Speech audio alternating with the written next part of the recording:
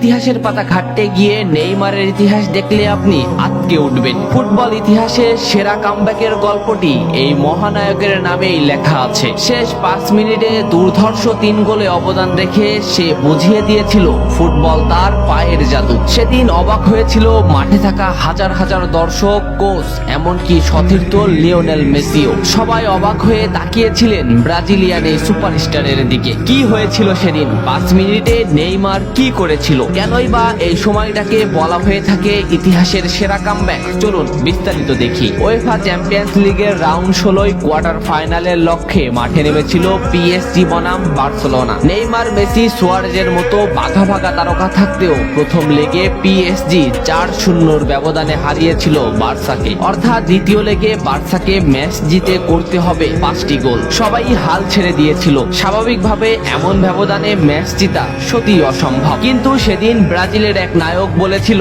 এটা সম্ভব, আমরা এটা করে দেখাবো। যেভাবেই হোক না কেন আমরা দলকে ম্যাচ জেতাতে চাই। 2017 সালের 8 মার্চ অনুষ্ঠিত হয় এই ম্যাচের দ্বিতীয় লেগ। ম্যাচের শুরু থেকে ক্ষিপ্রতা আর দক্ষতা দেখাতে শুরু করেন নেইমার। এই ম্যাচে যেন আবির্ভাব হয় কোনো এক নতুন নেইমারের। এই নেইমারকে তো কেউ চেনে না। ম্যাচের 3 মিনিটেই লুইস সুয়ারেজ পেয়ে যায় প্রথম গোলের দেখা। এরপর নেইমারের ক্ষিপ্রতায় একের পর এক আক্রমণ সাজাতে থাকে বার্সা। এদিন যেন নেইমারকে কোনোভাবেই আটকাতে পারছিল না পিএসজি। নেইমারকে আটকাতে একের পর এক ফাউলই বেছে নিয়েছিল তারা। ম্যাচের 40 মিনিটে লেভিনের আত্মঘাতিক গোলে বার্সা পায় দ্বিতীয় গোলের দেখা। ম্যাচের 50 মিনিটে ক্ষিপ্ত থাকা নেইমারকে ডি বক্সের ভিতর ফাউল করে ফেলে দেওয়া হয়। এতে বার্সা পেয়ে যায় পেনাল্টি। পেনাল্টিতে গোল করে দলকে এগিয়ে নেন লিওনেল মেসি। তবে যেমনটা ভাবছিলেন এই ম্যাচের গল্প ফুটবল বিধাতা তেমন ভাবে লেখেননি। 62 মিনিটে বার্সার কফিনে শেষ প্যারাটা পুড়ে দেন এডিনসন কাভানি। এতেই স্তব্ধ হয়ে যায় ক্যাম্প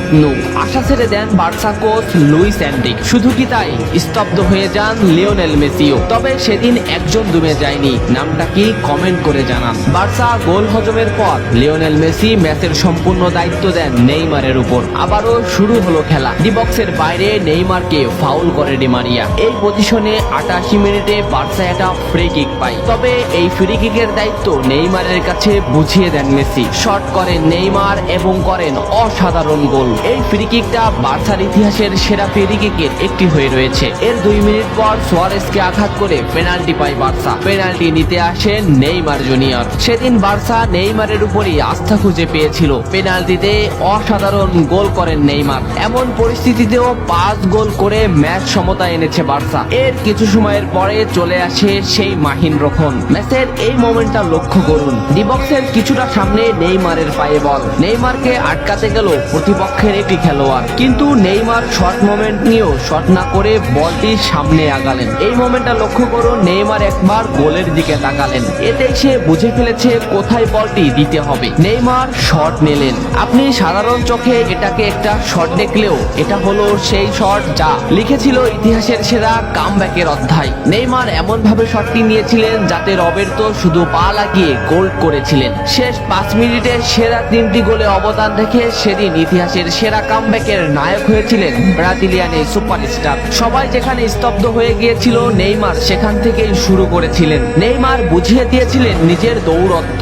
ইতিহাসের সেরা কামব্যাকটা বার্সা নেইমারকেই উৎসর্গ করেছিল। এ ম্যাচে নেইমারের পারফরমেন্স ছিল আকাশচুম্বী। মাঠে থাকা দর্শকরা শুধু নেইমারের দিকেই তাকিয়েছিলেন। নেইমার এমনই, যখন জ্বলে ওঠে তখন সব পুড়িয়ে দেয়, সব তছনছ করে ফেলে। ইতিহাসের সেরা কামব্যাকের নায়ক সেদিন পিএসজি কে হারিয়ে বার্সার সমর্থকদের মুখে হাসি ফুটিয়েছিলেন। বার্সা ফ্যানরা কি এদিনের কথা ভুলে গেছে? নেইমারকে ভোলা যায় না। নেইমারের এই অবদানের কথা ভুলতে হলে ফুটবলকেই ভুলতে হবে। ফুটবল আর নেইমার এমনই, এরা আপনাকে কাঁদাবে হাসাবে, আবার কখনো কখনো অসম্ভবকেই সম্ভব করে দিবে। নেইমার সেদিন অসম্ভবকেই সম্ভব করেছিলেন। ভিডিওটা কেমন লেগেছে অবশ্যই জানাবেন। এত সময় সাথে থাকার জন্য ধন্যবাদ। নেক্সট ভিডিও আসছে খুব তাড়াতাড়ি।